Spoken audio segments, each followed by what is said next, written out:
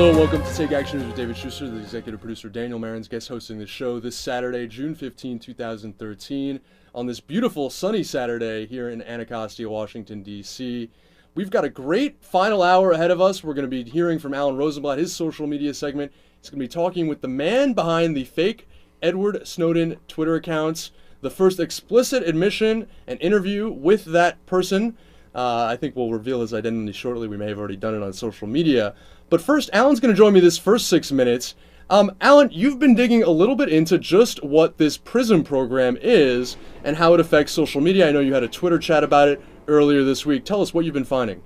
Well, it's good to be here, Daniel. And I just, for me, an important issue is to make sure that when we discuss these important policy revelations and challenges and problems and controversies, that we should have the facts rather than the hype in order to get to the heart of it. Because otherwise, you end up not getting to the real issues, and they're important, and you get lost in the debate over it. So there are some things that I've heard, across the country in terms of how people are talking about this stuff. It started out with the Verizon and AP phone surveillance programs, and a lot of people seem to be talking about it as wiretapping when in fact it was just call logs.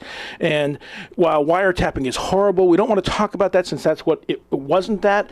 But it was something serious. They were looking at call logs, which allows you to glean a lot of information about who people are talking to when they're talking about it. If it's call logs with regard to mobile phones, we're actually talking about being able to locate where they were when they made the phone call and be able to put them in proximity to a known terrorist who might have been using a cell phone right next to that person. So there's a lot of information that can be taken from that, but it's not the same as wiretapping, and it would be used to identify future wiretapping should a warrant be awarded. Earlier I heard you talking about the comparisons between Ellsberg, Manning, and Snowden, and I think it's important to recognize that while they're all whistleblowers of a type, they're not the same. Ellsberg really was revealing known crimes, bombing Cambodia against the law. That was a very serious breach, and he had evidence of that.